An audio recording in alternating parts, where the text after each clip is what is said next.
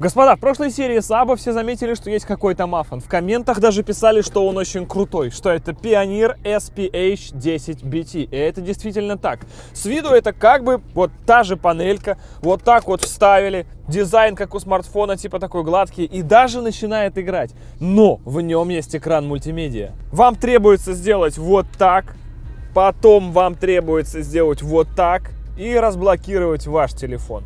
Смотри, автоматически запустилось приложение, я даже ничего не нажимал, и вы получаете интеграцию собственного телефона в автомобиль, который при этом является еще экраном мультимедийной системы самой магнитолы. Смотрите, один палец нажимаем, и у вас уже включается навигация. Круто? Круто. Есть даже настройка 31-полосного эквалайзера. И впервые в автозвуке вот к такой магнитоле вы можете подключить Parktronix. И когда вы паркуетесь, у вас на экране телефона отображается Parktronix, расстояние до препятствий и все остальное. Вообще класс. Ну и в конце концов это просто Pioneer. Pioneer это круто. Это знают абсолютно все, нет смысла даже объяснять. И есть способ получить 20% скидки на эту магнитолу и другие товары Pioneer в магазинах CityLink. Для этого нужно ввести промокод Pioneer20. Акция продлится в течение месяца с момента публикации видео. Ссылочка будет в описании. Господа, здравствуйте! Добро пожаловать на серию про Bentley. Она начинается на пункте приема металлолома. Мы решили сдать Bentley металлолом, но потом нам его вернули обратно с формулировкой, что эта машина на весах показала результат 3100 килограмм. А это на 100 килограмм больше, чем мы ожидали. Обычно больше это лучше, но не в этот раз. Поэтому, значит, потом сделаем облегчение. А пока что имеем 300 и второй тестовый выезд. Погнали!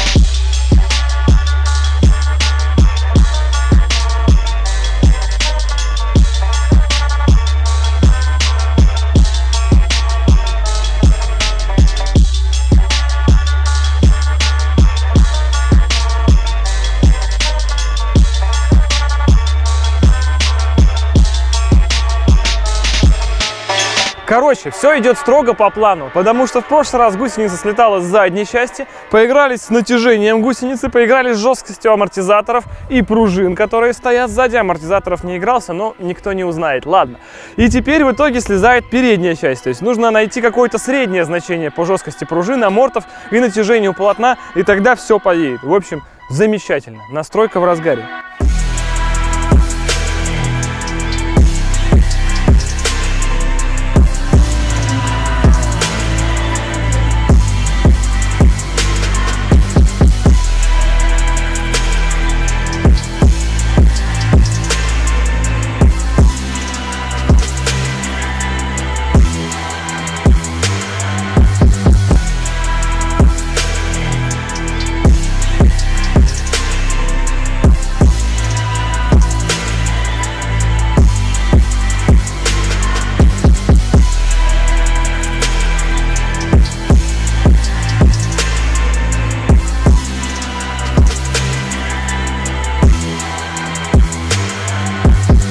Итак, сегодня мы с вами рассмотрим характеристики данного транспортного средства. И для любой гусеничной техники или в принципе вездехода есть такое понятие, как высота преодолеваемого препятствия. И сегодня мы попытались найти некое шаблонное препятствие, с которым каждый из вас встречается каждый день. «Жигули».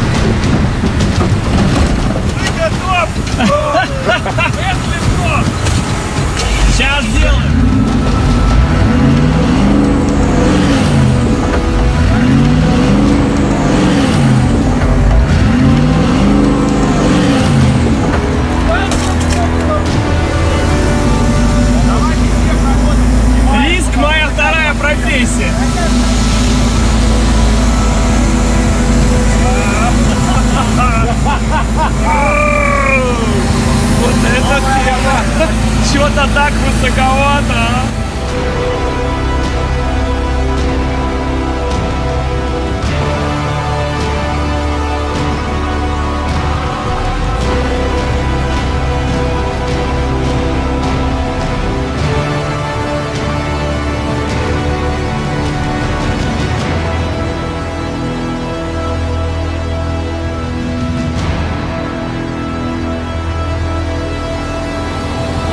И одно дело заехать на это все, а другое дело съехать, потому что это на самом деле очень страшно. Я не знаю, что из этого получится. Мы все готовы?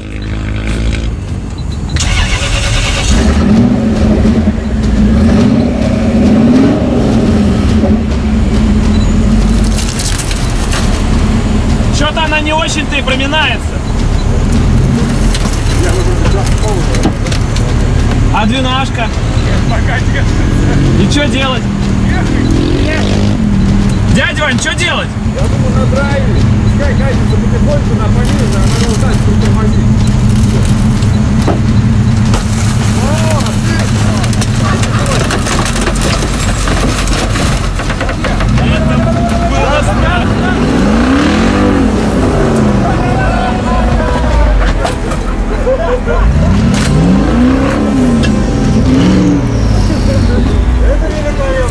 Это хорошо получилось. Забери меня с собой, да? Слушай, ну это было не так страшно на самом деле, как я думал. Ну что, давай поперек теперь едем. Конечно, мне раскатать. Да, все, давай, бегай.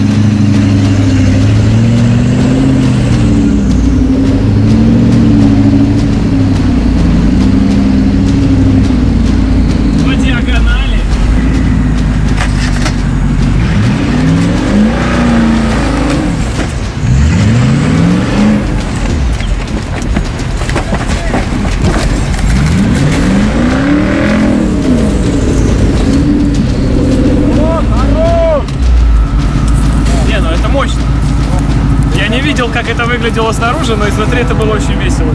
И я не понял, почему она слезла. Ну, соответственно, мы установили две важнейшие вещи этим тестом. Первое, что высота преодолеваемого препятствия равна 1 жиге. Это не проблема, значит, в городских пробках мы будем ехать спокойно. Ну, немного покачивает, а что делать? И, естественно, что все-таки нам нужен другой тип гусеницы, потому что как подвеску не настраивай, а если ей не хватает зацепления существующим полотном, то это зацепление нужно где-то взять. А берется оно при помощи того, что ставится больший гребень внутрь гусеницы. Значит, смотрим, нам вот эта штука нужна высотой 80-90, а она 40. Так что если вот такой же шип вопьется между этими катками уже на большую высоту, соответственно, у нас не должно быть абсолютно никаких проблем, что гусеница будет сходить.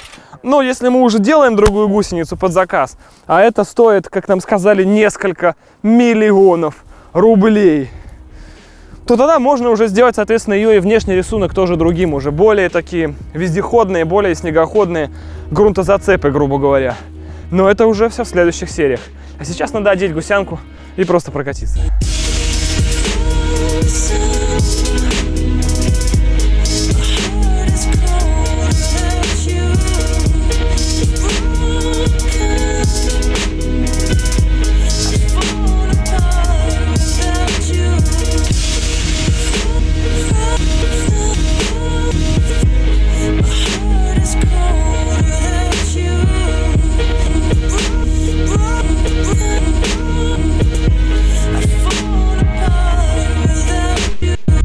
Итак, у нас есть некое рельефное препятствие,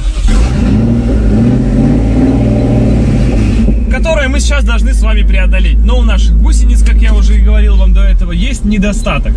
У них низкие зацепы посередине. Соответственно, если мы преодолеваем рельеф, гусеница норовит соскочить. В данном случае мы едем его прямо вот в лоб, поэтому, наверное, ничего не произойдет. В общем-то, так и есть. Но если мы будем ехать под острым углом к нему, к примеру, сдадим назад.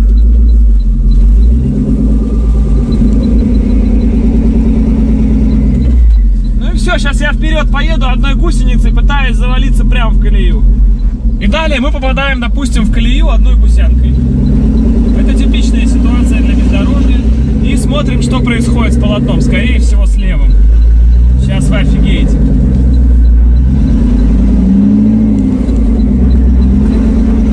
Все, она уже задняя слезает часть. Смотри, все. Но низ стоит на месте, а зад уже слезает.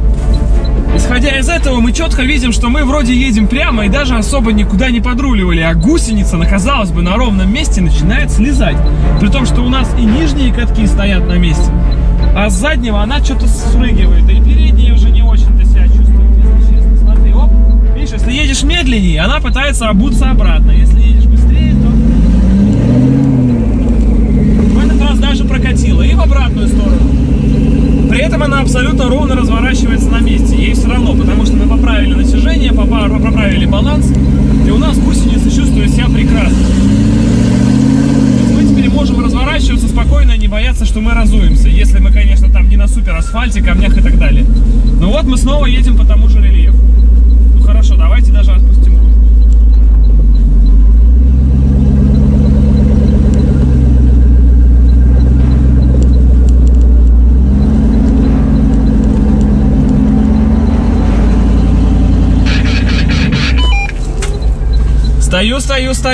Стою. И что там? Да что ж там, можно ехать. Ладно. Ну, то есть можно ехать, но медленно получается, да? Как будто. То есть, ну, видите, благо, что у нас на низкой скорости. Теперь, поскольку у нас нормальный механизм натяжения стал, оно все самонаправляющееся обратно. Если вы движетесь вот так, то, в принципе, с вами ничего случиться не может. Но это только при низких скоростях. Давайте дадим больше рельефа. Пробуем более злой рельеф, в котором одна гусеница будет идти практически на ребре. Мы можем сделать гусеницу, забегая вперед, скажу вам, которая не будет слезать при этом препятствии. Но мы на нашей старой гусенице.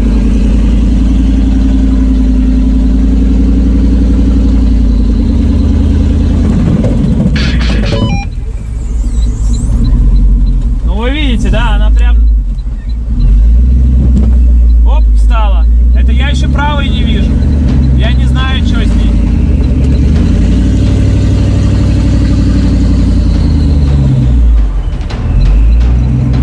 Я осилию это, нет вообще?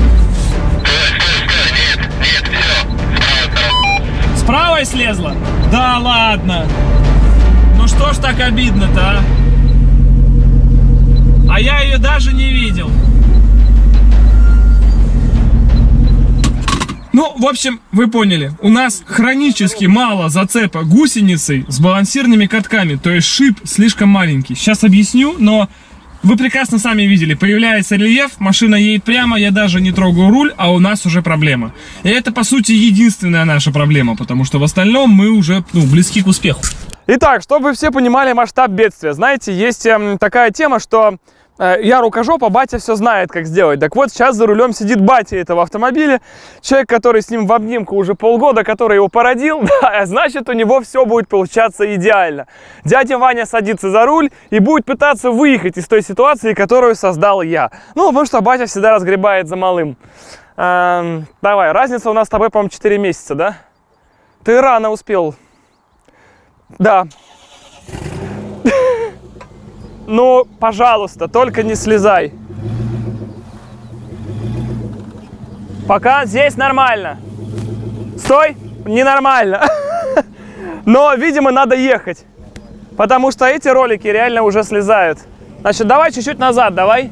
И вот сейчас будет видно, как она просто сама собой... Вот, она норовит съехать. Прямо сейчас. Если зад еще борется, то перед уже съезжает. Стой! Если мы посмотрим на другую сторону, и мы попробуем сейчас поехать вперед. Давай, дядь Вань. У нас также будет съезжать с этой стороны, а тот уже... фара сейчас пойдет. Ах, какое несчастье сейчас может случиться. И в итоге у нас получается, ну, только назад. Потому что впереди еще яма и... Стой. Все, почти полностью слезла. Надо тебе пытаться на прямом руле. Я давай посмотрю, как сейчас фару будет внутрь зажевывать. Вот это особенно круто. Ну, давай, дядя Вань. Фара Бентли. Может, ее... Весело! Давай лучше назад. Ой, как весело. Все, слезла та гусеница. Все. Это фара Бентли. Дядя Вань. Давай ее снимем. Да, все здорово. Но она жива и цела, смотри, все в порядке с фарой Бентли. В общем-то, только скотч отклеился. Наверное, единственный ее вариант, да, вытащить тросом даже в таком состоянии, забортировать ее, грубо говоря, где-то на плоскости, без этого оврага, и попытаться уехать на ней уже на следующее препятствие, на котором мы хотим вам дать понять, что с мотором-то, в отличие от всего остального, у нас проблем сегодня нет. И этот мотор нам нужно проверить единственным способом – попытаться на этой машине, как и заявлено, разогнаться до сотки.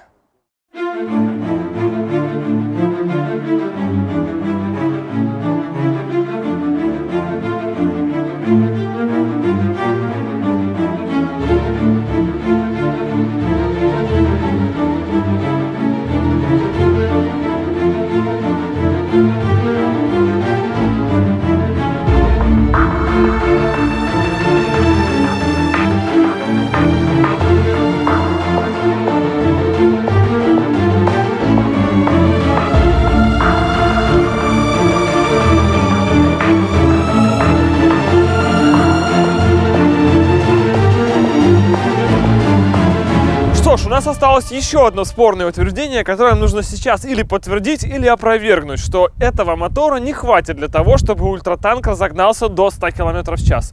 Именно поэтому мы оказались здесь, на автодроме, выключили понижайку, и сейчас мы будем пробовать максималку. Мы сами не знаем, сможет ли она разогнаться до сотни, конструктивно по шасси или по мощности двигателя. Но попробовать это однозначно нужно. Я думаю, что выше 60 у нас сегодня будет точно. Дальше большой вопрос. Итак, мы даже пристегнемся и попробуем понять вообще, как ведет себя эта штука по прямой на асфальте. Причем сразу придется рулить, потому что впереди конусы. Но включили драйв, она просто поехала, само собой. Вообще никаких проблем. Придется подруливать. Управляется нормально, вполне себе. Мы объезжаем конусы. Скорость пока 20. Можно плавно подруливать. Скорость 30. Скорость 40.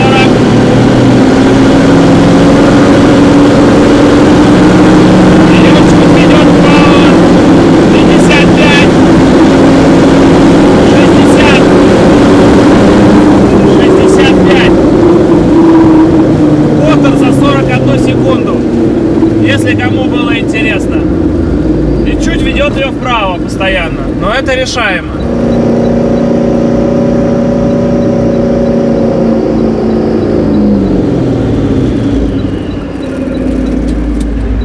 Так, ну что ж, давайте попробуем сейчас чуть пожестче и второй разик, потому что мы поняли, что 60 она едет, она стабильна.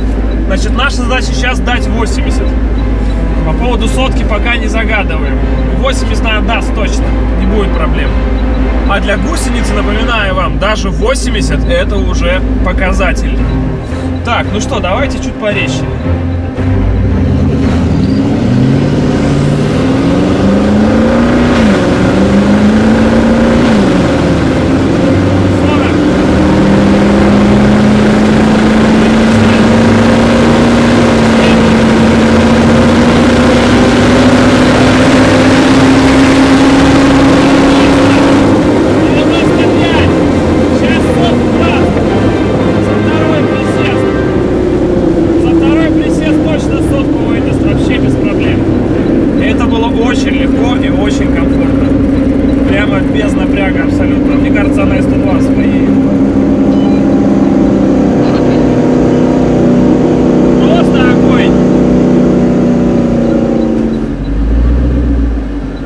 Короче, 95 легко. Она просто едет и вообще не думает. 95 километров в час. Я сотку не дал просто потому, что, ну, не было сейчас такой цели. Но сейчас дам. И за сотку выйдем, я думаю, легко. 110-120 сейчас бахну. Вот сейчас прямо азартно. Вы готовы, дети? Ну, давай. 110 я загадываю. Прямо интересно.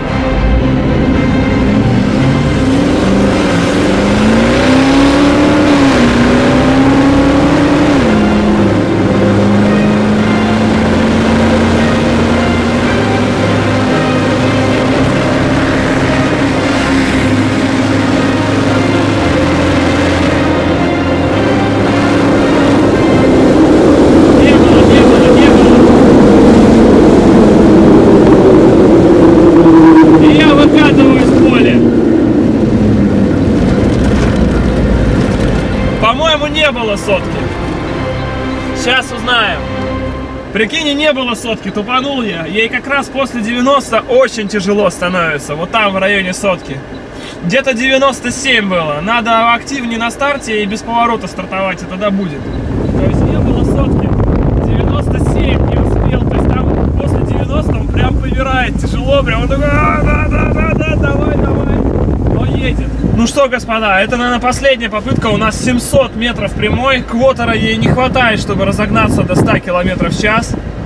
Значит, 700 метров должно хватить. Все-таки это 1,5 квотера. Причем не просто хватить, но еще и в конце и растормозиться надо. Это тоже важно. А растормозиться нам пока будет сложновато. Мы боимся этого делать. В общем, капец удачи нам. 100 километров в час. Оказалось, непростая цифра сейчас для нашего конфига. Но я в нее верю. И я почти уверен в том, что да, стокового УЗ-то бы не хватило. Получается, что мы очень не зря турбовали мотор. Это удивительно. Вы готовы? Ой, капец, удачи нам. Погнали.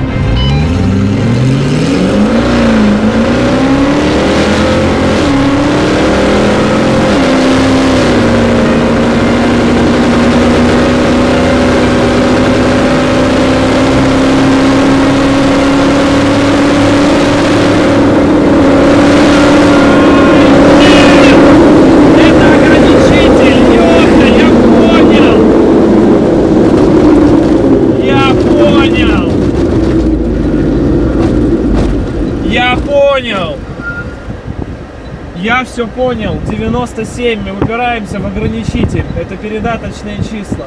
Мы почти угадали. То есть ты хочешь сказать, что ты на пятом зубе уже едешь? Все четко. Я сейчас шел на ограничителе 97 километров в час. Это прям 200% был ограничитель. Она проседает, подразгоняется, снова проседает, подразгоняется и снова проседает. Все. Сотки не сделать нам сейчас. Мы просто уперлись в ограничитель. Мы считали передаточные числа с такой целью, чтобы 100 километров в час были ограничены трансмиссии. Но ограничены трансмиссии оказались 97 километров в час. Чуть-чуть промашка. Но сотку она пойдет. 200% она сотку пойдет. Нет у нее никаких проблем. Мы просто едем на ограничителе и все.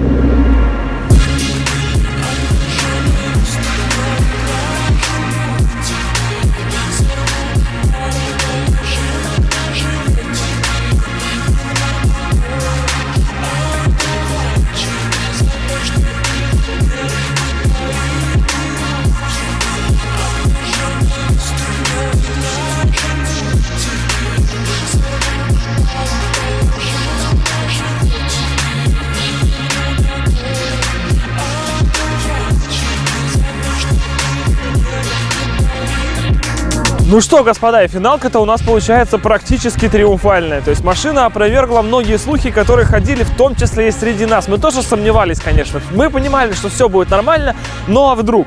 В итоге и мотор турбовался не зря, потому что я уверен, что стокового УЗ-то по мощности не хватило, или разгон занимал бы, ну, как минимум 2 километра. Поэтому наш турбовый УЗ здесь в самую пору. Это ровно та мощность, которая нужна. Больше не надо, потому что нет смысла делать короткое время разгона до 100, нет смысла делать сумасшедшую максималку в 140 для гусеничной техники.